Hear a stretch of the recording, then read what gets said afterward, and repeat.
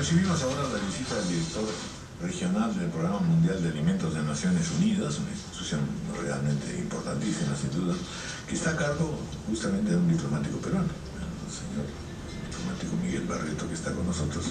Bienvenido, gracias por estar con nosotros. Muchísimas gracias por la invitación. Varias veces hemos conversado. Diremos que muy pocas veces tenemos ocasión de enfrentar el tema de la desnutrición y la anemia con gran intensidad en una administración que, ya lo ha dicho abiertamente, se propone efectivamente tener una política muy decidida y que dé resultados, ¿no es cierto? ¿Cuál es el cuadro que presenta hoy día en América Latina una situación como la peruana? En términos de anemia, el promedio regional es de aproximadamente 32%. En el Perú estamos más o menos en el mismo nivel. En términos de nutrición crónica, el promedio regional es de aproximadamente 10%. En el Perú estamos a nivel de 15%. Es decir, hay todavía mucho por hacer. En términos realmente éticos, la meta es que no haya ningún niño ni desnutrido ni anémico. Pero lo importante, creo yo, es que se ha avanzado. En el Perú ha habido una reducción de aproximadamente 16 puntos de desnutrición crónica entre el año 2000 y el año 2015, porque hemos mantenido una política sostenible. Es importante continuar con esta política.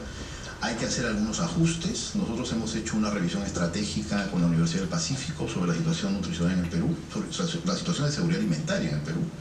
Hay algunas recomendaciones importantes. ¿Cómo cuáles, por ejemplo?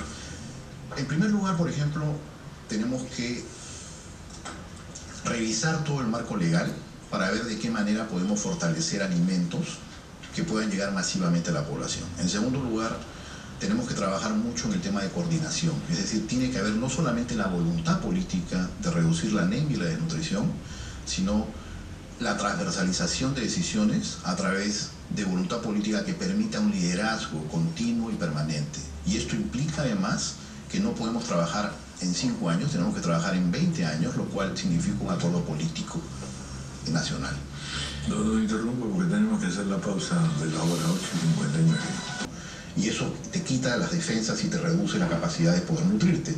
El tema de pisos ecológicos, el tema de acercamiento a los centros de salud, vacunas, agua y saneamiento es fundamental, ¿no? Entonces, es una aproximación integral, no pasa por el lado de alimentos, pero sí hay lugares donde esta brecha nos va a permitir decir, bueno, aquí hay que entregar micronutrientes en polvo, por ejemplo, hay que enseñarles cómo usarlo. Y algo fundamental, leche materna. La leche materna, pero que hay que combinarla bien cuando el niño empieza a comer, porque a veces se sigue alimentando al niño con leche materna y no se le dan otros nutrientes, y también la leche materna hasta los 6 meses exclusiva, pero de ahí el chico tiene que comer. Ahí es donde viene el estudio de brechas que te va a decir qué es lo que come la madre, y si la madre está con falta de micronutrientes, hay que alimentarla ya también. No es una aproximación exclusivamente al niño, hay que estar con la madre que está antilatando. Ahora, usted habla de los 1000 primeros días. ¿Cómo el Estado puede acceder a esas familias afectadas por desnutrición o anemia, dado que durante esos 3 primeros años no hay un contacto con instituciones como escuela? ¿Cuál es la manera para que el Estado se asegure? Principalmente centros de salud, y en lugares donde no hay acceso hay que hacer centros movibles, ¿no? Como se está haciendo por ejemplo en la selva. Lo que necesitamos es una mejor gestión, un mejor monitoreo, una mejor evaluación, una gestión por resultados, y algo interesantemente clave. Hay que generar probablemente una política de incentivos. Incentivos no solamente a nivel regional, es decir, qué regiones lo hacen bien y les inyectamos más recursos, sino a nivel familiar y comunitario. Y hay que ser realistas, tienen que buscar programas alimentarios que vayan de acuerdo con lo que existe en la zona y con lo que se puede producir en la zona, porque de nada sirve estar mandando alimentos, eso no es sostenible. Claro, en la zona pues a veces no hay todo, ahí está el problema. O a veces hay cosas que no comen. En el caso de la sierra es dramático en ese sentido. Depende, o sea, ahí es donde viene el estudio de brecha, y justamente el estudio de brecha te va a decir no solamente cuál es el problema, sino qué alimentos hay en el área y cuáles son los que se puede hacer. Si en caso no existieran... Ahora, estas cosas no se han venido haciendo, por ejemplo, en la pasada administración. No. ¿Qué preocupación ha tenido el Perú?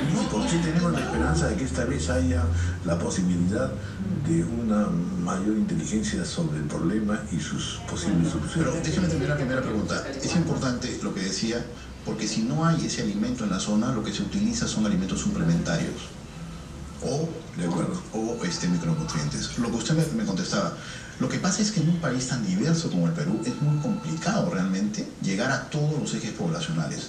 Lo importante es utilizar, usted me hablaba de evidencia, nosotros hemos hecho un mapa de vulnerabilidad a la seguridad alimentaria. Es decir, cuáles son los municipios más pobres y cuál es la condición de ese municipio. Ahí es donde tiene que enfocarse el gasto social. Pero adicionalmente a eso, un tema importantísimo en el Perú, vulnerabilidad a desastres naturales y la vinculación con seguridad alimentaria. Es decir, cualquier plataforma de desarrollo en términos de seguridad alimentaria se te va a caer si hay un terremoto, hay un huracán y tú tienes la capacidad para responder a esa situación. La situación nutricional se va a complicar. Ahora, lo que usted me decía, sí se ha hecho. Lo que pasa es que si seguimos con las mismas políticas vamos a poder avanzar más lentamente. Si hacemos cambios o giros importantes, como por ejemplo, lo digo con total transparencia, enfocar recursos, generar liderazgo político transversal, generar un acuerdo de largo plazo donde todas las fuerzas políticas se comprometan con una meta en común, ¿no?, para poder llegar con estrategias claramente definidas. Es decir, es un programa de todo, no es un problema del gobierno, hay que entenderlo. Pasa por la familia, pasa por el sector privado, pasa por las organizaciones comunitarias, pasa por las ONGs, pasa por la iglesia, pasa por los organismos. Todos tenemos que trabajar hacia eso. Y un tema importante también, entendamos que si no trabajamos en los primeros 2 años, cualquier política de educación no va a funcionar. Cualquier política de salud no va a funcionar, y lo que estamos generando a largo plazo es menos mercado, menos gente competitiva y más inseguridad pública. Por eso yo le preguntaba de algunos casos, y nos señalaba usted, por ejemplo, el caso de Chile, ¿qué otros países sí en efecto han hecho este enlace? Porque realmente lo que hacemos es trabajar para el futuro.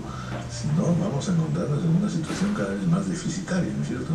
Ejemplos concretos en América Latina, tenemos el caso de Chile, ya lo dije, redujo 50 puntos de desnutrición crónica en 50 años más allá del tipo de gobierno, a través de políticas claras y legislación adecuada. Por eso lo que decía al inicio, falta eso también. Fortificando leche y fortificando, por ejemplo, productos como el arroz, que son de consumo masivo. El caso de Uruguay fue parecido.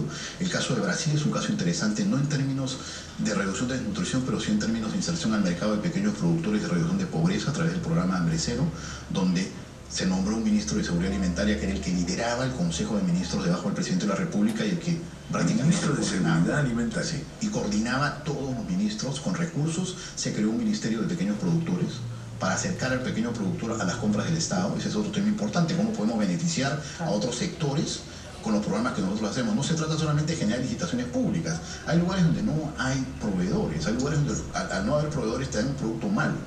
Entonces ahí tenemos que eventualmente llegar con otros productos o agarrar a los productores de la zona e insertarlos en programas. Eso es lo que le falta al Perú. El Perú tiene una estrategia muy buena, pero no ha diversificado su estrategia en función de los problemas geográficos o focalizados que existen en diversas partes del país. Y ahí es donde nosotros podemos ayudar.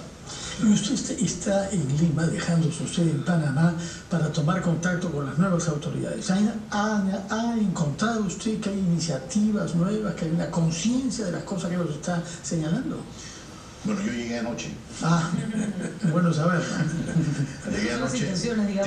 Tengo confirmada la reunión con el presidente del Consejo de Ministros mañana, con el vicecanciller de la República, con el viceministro de Agricultura, con la presidenta del Congreso. Es importante el rol del Congreso. Pero estoy abierto eventualmente a reunirme. Evidentemente quisiera reunirme con el ministro, ¿no? No está confirmada todavía la reunión. Si el presidente estuviera disponible, pues encantado, porque además soy peruano. O sea, tengo un interés duplicado por trabajar con mi país, ¿no? Y es el peruano con más alto rango en el sistema de las Naciones Unidas, pese a que en nuestra jerarquía diplomática es solo usted un consejero, creo, ¿no?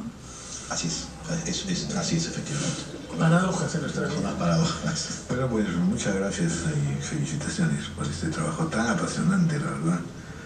¿Cuánto tiempo tiene en este tema alimentario? En tema de seguridad alimentaria trabajo casi 10 años, ¿no? 10 años. Empecé como presidente de la Junta Ejecutiva del PMA y luego trabajé en Etiopía, Honduras y Colombia como representante. Y al comienzo uno debe pensar, Dios mío, qué tarea tan brava y difícil, ¿no? Pero es reconfortante además trabajar en una agencia que puede tocar lo que hace, que llega a la gente. Nosotros tenemos 6 millones de beneficiarios directos en la región, ¿no? Y lo que busco como director regional, estoy un poco ya fuera del tema operacional, ¿no? Como lo estuve antes. Lo que busco es generar realmente conciencia dinamizar la agenda pública. ¿Por qué cuando tenemos una campaña electoral no hablamos del tema, por ejemplo, de seguridad alimentaria? ¿Por qué tenemos que hablar solamente de pobreza? Son cosas totalmente diferentes. Se ha hablado un poco acá, la anemia y desnutrición. Ahora se está haciendo y ojalá se siga haciendo, y nuevamente todo el apoyo de la agencia más grande del mundo, humanitaria, para poder apoyar al Perú en lo que se necesite. Muy bien, buenas horas y buen trabajo. Muchas gracias. Feliz estadía en su país. 9:17 de la mañana, una pausa.